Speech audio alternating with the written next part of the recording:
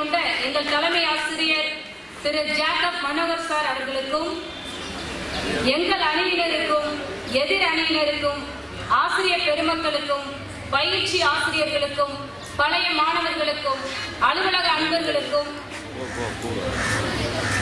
கிளாஸ்ல கரிச்சு கொட்டிக்கிட்டே இருப்பாங்களே இவங்க இந்த பட்டிமன்றத்துல நமக்கு ஆதரவா என்ன பேச போறாங்களோ என்று ஆவலோடு கேட்டு காத்து கொண்டிருக்கும் அன்பு மாணவ செல்வங்களுக்கும் மதிய வணக்கத்தை தெரிவித்துக் கொள்கிறேன். உங்களை ஏசுவோம், ஆனா பட்டிமன்றம் ஒருத்தா உங்களுக்காக நாங்க தான் சப்போர்ட் பண்ணி பேசுவோம் சொல்லி டீச்சர் சொல்லியிருக்காங்க. கைத்தட்டு காணாத.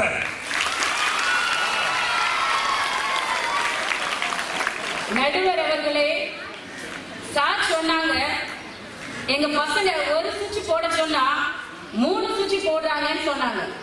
ஆமா சார், எங்க பசங்க செம ஃபாஸ்ட். எல்லாருமே 7G 8G காலத்துல இருக்காங்க சார்.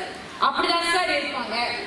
ஒரே நாள்ல பிராக்டிஸ் பண்ணி, டான்ஸ் பிராக்டிஸ் பண்ணி ஃபர்ஸ்ட் பிரைஸ் வாங்குறாங்க சார். பஸ் டிரைவர் மெல்ல ஓட்டினா ஏன் மாட்டு வண்டி ஓவர் பண்ணிட்டு தான் கை தட்டுறான் நம்ம பையன் அவ்வளோ ஃபாஸ்ட். 57 வயசு சாருக்கு 12 வயசு 13 வயசுல உள்ள எங்க பசங்களை பத்தி எப்படி சார் தெரியும்? சார், உறங்கும் போது காண்பது கனவல்ல, உங்களை உறங்க விடாமல் செய்வதுதான் கனவு. ஐயா அப்துல் கலாம் அவர்களின் பொன்மொழிக்கு ஏற்ப கனவு காண்பவர்கள் எதிர்கால இளைஞர்களாகிய எங்கள் அன்பு மாணவ செல்வங்கள். மாணவர்களின் ஒழுக்கம் என்ன கனவுங்கிறதா பிரச்சனை. எது சார்? இல்ல, கனவு காண்றான் பையன், என்ன கனவு கண்டுட்டு இருக்காங்கிறதா பிரச்சனை. எல்லாமே நல்ல கனவு தான் சார்.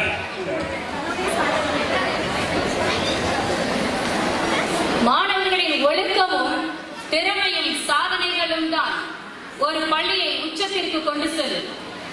எங்கள் பள்ளியில் சாதிக்கும் மாணவர்களும் உண்டு, சாதித்த மாணவர்களும் உண்டு, சாதிக்க துடித்துக் கொண்டிருக்கும் மாணவர்களும் உண்டு. அந்த காலத்திற்கும் இந்த காலத்திற்கும் நிறைய வித்தியாசங்கள் இருக்கு சார். கர்ம வீரர் காமராஜர் படிக்காத மேதை, ஒரு வேளை சாப்பாடு போட்டாலாவது பள்ளிக்கு வருவான் என்று நினைத்தார். ஆனால் இப்பொழுது 3 வேளை சாப்பாடு கொடுக்க வேண்டிய நிலைமையில் இருக்கிறது. அப்பொழுதுதான் படிக்க முடியும் அவனால். பசங்களுடைய பெற்றோர் சிறு தொழில் செய்யறவங்க சார். மீன் பிடிக்க போறாங்க, கூலி வேலைக்கு போறாங்க. வறுமை சார், சரிவீர உணவு இல்லாம சில பேருக்கு அப்பா இல்லை, பல பேருக்கு அம்மா இல்லை, இன்னும் சில பேருக்கு குடிகார அப்பா. எங்க பிள்ளைகளை எத்தனை பேர் காலையில சமையல் பண்ணி வச்சுட்டு வராங்க சார்? சொல்லுங்க சார். எங்க பசங்க சாட்டர்டே சண்டே வந்துட்டா வேலைக்கு போறாங்க. எத்தனை பேர் வேலைக்கு போறீங்க? லீவு நாட்கள வேலைக்கு போறாங்க.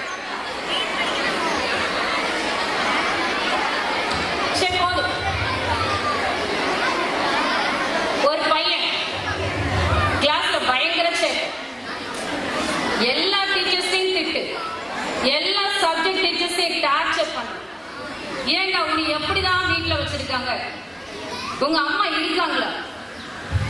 இருக்காங்க மிஸ், ஆனா வேற வீட்டுல இருக்காங்க. ஒரு பொண்ணு 10th படிக்கிறா, நல்லா படிப்பா சார், ஹேண்ட் ரைட்டிங் நல்லா இருக்கு, தலையெழுத்து தெரியலையோ? அது உண்மைதான். பேச்சு போட்டி, கட்டுரை போட்டி எல்லாத்துலயும் first.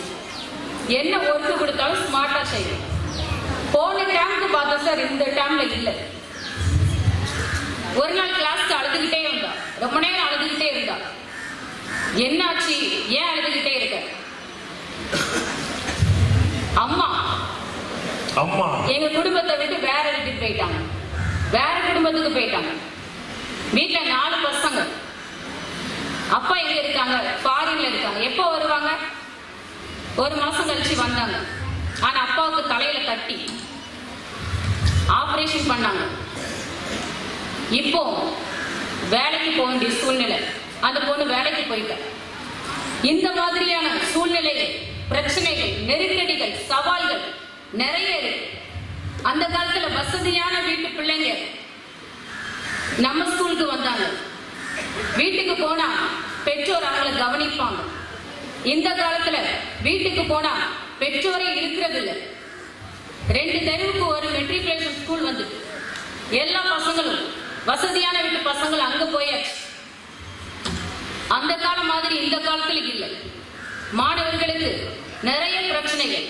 Advance technology, TV, computer, laptop, net, cellphone, 7G, 8G, WhatsApp, Facebook, Instagram, TikTok. சரி, இதையெல்லாம் தாண்டி வந்தா இதெல்லாம் நம்ம பையனுக்கு தெரியுமா? இப்பதானே அந்த பையனுக்கு சாப்பாட்டுக்கே வேலை இல்ல. அப்படிப்பட்ட பையன் அப்படியா? அரசாங்கம் டிவி கொடுக்கு, லேப்டாப் கொடுக்கு, எல்லாமே தெரியும் சார்.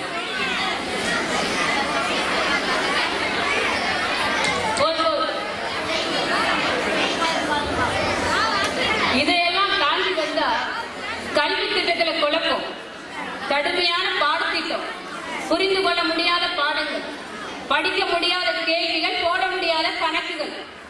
இத்தனை சவால்கள் மத்தியிலும் போன வருஷம் எங்க 12th மாணவர்கள் சென்டம் ரிசல்ட் கொடுத்து 30 வருஷம் நடக்காத சாதனையை நடத்தி கால்வேல் பள்ளியின் வளர்ச்சியை உச்சத்தை கொண்டு போகவில்லையா?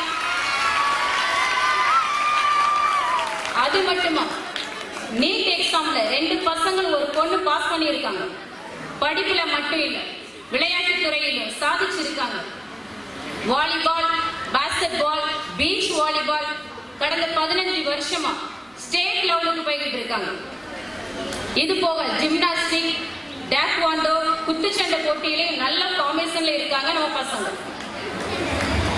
ஓல்ட் இஸ் கோல்டு தான் sir, new is platinum sir.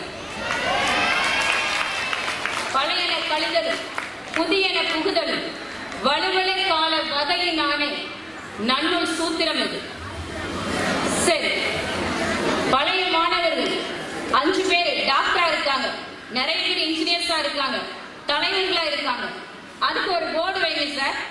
இல்ல, இப்போ நீட் எக்ஸாம்ல 3 பேர் பாஸ் பண்ணியிருக்காங்க, இப்படி போர்டு வைக்கணும் சார். இந்த 2ல எதுக்கு மதிப்பு கூட இருக்கு சார்? எதை வச்சு நமக்கு அட்மிஷன் போடலாம் சார்?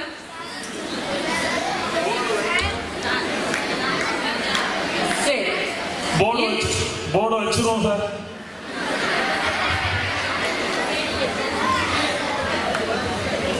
கடைசியாக பசங்களுக்கு ஒரு கேள்வி. கேர்ள்ஸ் அண்ட் பாய்ஸ், உங்களுக்கு எந்த ஒரு விஷயமா இருந்தாலும் சரி, அது புதுசு பிடிக்குமா பழசு பிடிக்குமா? புதுசுதான் பிடிக்கும். இது ஒண்ணு போதுமே சார் எங்கள் அணியின் வெற்றிக்கு. வாய்ப்புக்கு நன்றி கூறி விடைபெறுகின்றேன். நன்றி, வணக்கம்.